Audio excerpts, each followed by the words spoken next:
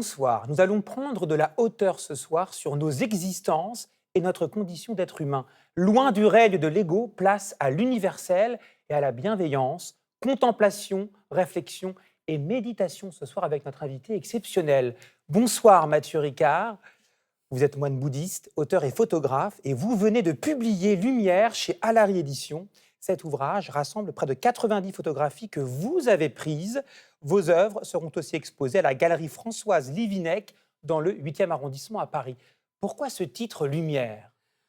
Photos graphein en grec, ça veut dire littéralement dessiner, peindre avec la lumière. Alphonse de Lamartine a dit la photographie, c'est l'art de peindre avec la lumière. Sébastien Salgado, c'est l'art de d'écrire avec la lumière. Et donc, quoi de plus beau que de peindre avec la lumière? Et vos photos sont magnifiques. On va les regarder d'ailleurs tout de suite. Où ces clichés ont-ils été pris ? Alors, c'est des photos assez relativement récentes. Dans les 10 dernières années, j'ai fait 65 ans que je fais de la photographie. Un peu partout dans le monde, c'est un peu comme dans le patinage artistique, vous avez des figures imposées. Donc, j'ai fait un livre sur le Bhoutan, un livre sur le Tibet, un livre sur le Népal. Et là, c'est des figures libres.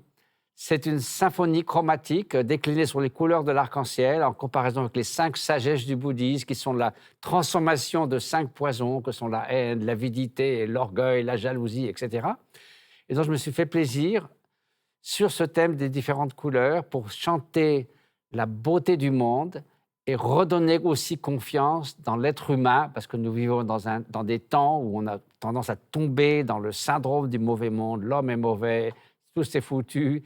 Il faut redonner confiance. Nous avons ce potentiel, notre humanité commune, il faut la mettre en valeur et respecter notre environnement qui est tellement en danger.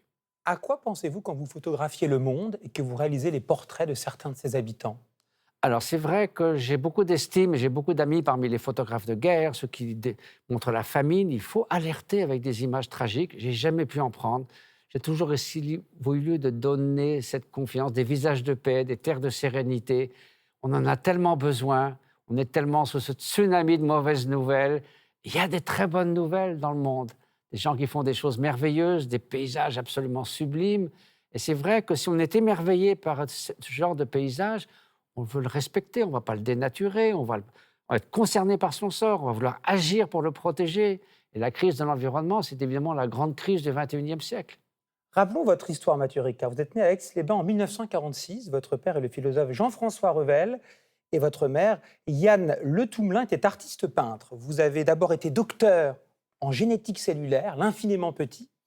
Vous avez travaillé à l'Institut Pasteur d'ailleurs. Et à l'âge de 26 ans, à peine 30 ans, donc, vous avez changé de vie. Direction l'Himalaya. Que s'est-il passé ? Eh bien, à 21 ans, j'ai vu des documentaires faits pour l'ORTF. Il y avait une seule chaîne à l'époque par Arnaud Desjardins qui s'appelait le Message des Tibétains. Et j'ai vu brusquement ce qui me semblait être 20 Socrates, 20 Saint François d'Assise, vivants aujourd'hui. Et je me suis dit, j'y vais. Donc, j'y suis allé. Puis, je suis rentré à Pasteur. J'ai commencé ma thèse. Tous les étés, j'allais passer un mois. Et au bout de 7 ans, quand j'ai fini ma thèse, j'ai pris un aller simple. Et depuis, je fais mon post-doc dans l'Himalaya. D'ailleurs, dans vos mémoires publiées il y a 4 ans, vous racontez votre vie, je cite, de moine errant, sans attache matérielle ou géographique. Que vous apporte cette vie, Mathieu Ricard ? La liberté. Quand je me lève, je laisse derrière moi la trace de mes pas. Donc, c'est vrai que... Alors, j'ai choisi toujours, quand même, où je veux aller, auprès de grands maîtres spirituels qui ont été la lumière de ma vie, dans des beaux lieux, des lieux sacrés dans l'Himalaya, au Bhoutan, au Tibet. Je suis allé 22 fois au Tibet. Donc, c'est vrai que le fait d'être libre, ça permet de donner à chaque instant toute sa valeur, sans sentir qu'on est coincé quelque part. Je crois que j'ai un don, c'est de ne pas être coincé dans ce que je n'ai pas envie de faire. Vous avez 79 ans. Oui, bientôt 80, là, ça approche. Vous ne les faites pas, Mathieu Ricard. Avez-vous atteint la sagesse ? Je suis un apprenti bienheureux vers la sagesse. C'est un très long chemin, mais ce qui compte, c'est d'avoir le sentiment qu'on est dans la bonne direction et chaque pas est une joie en forme d'effort. Alors vous êtes proche du Dalai Lama. On va d'ailleurs voir des photographies avec vous à ses côtés. Ce moine bouddhiste comme vous, considéré comme le chef spirituel du Tibet. Il a passé sa vie en exil, a tenté des compromis avec Pékin sur le sort du Tibet. Vous avez été son interprète, n'est-ce pas, ici pendant 30 ans. Mmh. Interprète français, également traducteur du tibétain. Pourquoi le Dalai Lama est-il un homme inspirant ? Parce qu'il est exactement le même devant la personne qui nettoie le couloir dans son hôtel et devant un chef d'État. C'est être humain à être humain. il est toujours d'une spontanéité formidable. Une fois, j'étais au Parlement européen, il y avait 15 représentants des 15 pays. Il est parti dans les cuisines, dire bonjour au cuisinier qui regardait par la porte. Il est revenu dans « ça sent bon ».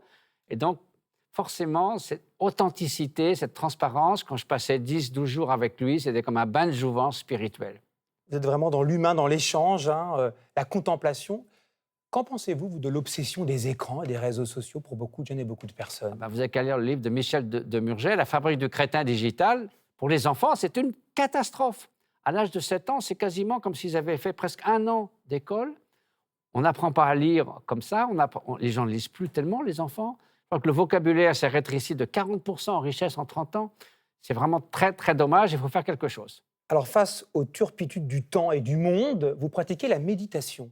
Qu'est-ce que cela apporte? Voilà, la méditation, c'est un bien grand mot. C'est l'entraînement de l'esprit. C'est essayer sincèrement, au fil des pensées, au fil des émotions, au fil des humeurs, au fil des secondes, au fil des heures, des années et des mois, de devenir un meilleur être humain pour finalement mieux se mettre au service des autres. Et ça se cultive. On n'est pas né en sachant lire, écrire et jouer aux échecs. Et l'altruisme, ça s'apprend. Et vous avez dit, la paix intérieure, c'est une chose qui s'apprend, effectivement. Donc, comme on apprend à lire et à écrire, quels conseils pourriez-vous donner pour atteindre la paix intérieure?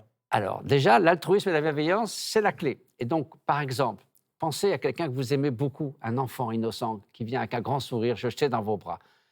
Pendant 20 secondes, vous lui souhaitez uniquement d'être heureux. Eh bien, étendez ça à tous les enfants, à tous les êtres. Et c'est formidable.